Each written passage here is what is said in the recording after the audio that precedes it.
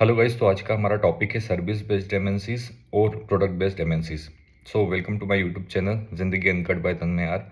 सो यहाँ पे आज हम टॉपिक हमारा है सर्विस बेस्ड है प्रोडक्ट बेस्ड एमएनसीज में से कौन सी अच्छी होती हैं। हमारे पास कुछ की पॉइंट है जिनको हम देख के बात करेंगे सर्विस बेस्ड एमएनसी और प्रोडक्ट बेस्ड एमएनसी के बारे में। तो सबसे पहला टॉपिक है कि ये होती क्या है। दोनों ही एमएनसीज होती हैं, पर सर्विस बेस्ड एमएनसीज वो होती हैं जिनके मल्टीपल क्लाइंट्स होते हैं जो अपने अपने एप्लीकेशंस अपने अपने प्रोडक्ट किसी एक कंपनी के थ्रू बनवाना चाहते हैं।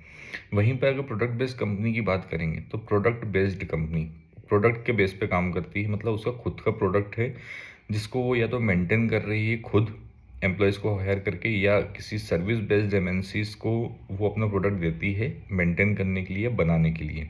तो यहाँ पे आप चीज़ें क्लियर हो गई है कि प्रोडक्ट बेस्ड कंपनी अपने खुद के प्रोडक्ट पे काम कर रही है, service based company services provide कर रही हैं अलग अलग क्लाइंट के अलग अलग प्रोजेक्ट पे काम करके। तो ये पॉइंट आपको क्लियर हो गया कि ये होती क्या है। दूसरा पॉइंट ये हो गया कि प्रोडक्ट बेस्ड कंपनी के पास लिमिटेड प्रोडक्ट होते हैं अपने खुद के, जो उनके खुद के प्रोडक्ट है। फॉर एग्जांपल अमेजोन एक प्रोडक्ट बेस्ड कंपनी है जिसके खुद का प्रोडक्ट है Amazon Prime kind of thing.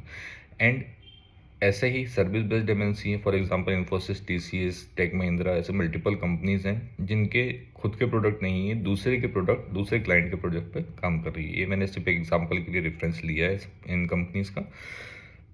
दूसरी बात कि आप भी समझते हैं, अगर कोई इंसान अपने खुद के प्रोडक्ट के लिए काम कर रहा है तो ऑब्वियसली वहाँ पे वो अपना अच्छे से अच्छा काम करवाना चाहेगा, तो अच्छी से अच्छी वो सैलरी प्रोवाइड करेगा।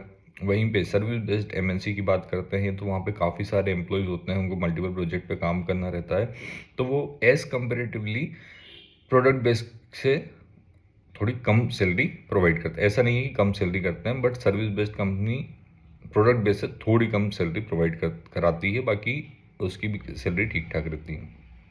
अब बात करते हैं स्ट्रेंथ की।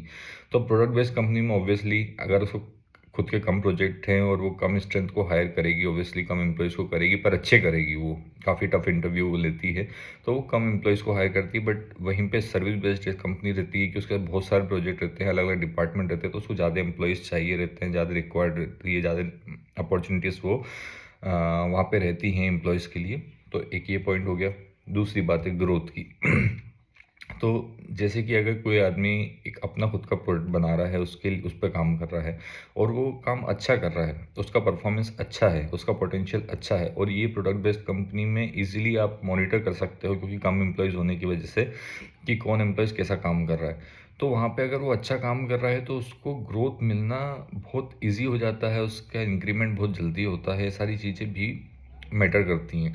और सर्विस बेस्ड एमएनसी में ऐसा होता है कि बहुत सारे प्रोजेक्ट होते हैं, अलग अलग प्रोजेक्ट पे आप स्विच कर लेते हो, कहीं से रिलीज़ होते हो, किसी को ज्वाइन करते हो, तो मॉनिटरिंग जो होती है वहाँ पे वो सर्विस एमएनसी में थोड़ी कम होती है। वहाँ पे लोग इजीली स्विच करते रहते हैं, तो वहाँ पे ग्रोथ फैक्टर जो है वो थोड़ा सा दब जाता है।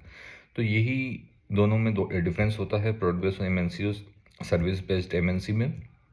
तो ये यही सब पॉइंट थे जो हमें डिस्कस करने थे। Thank you guys.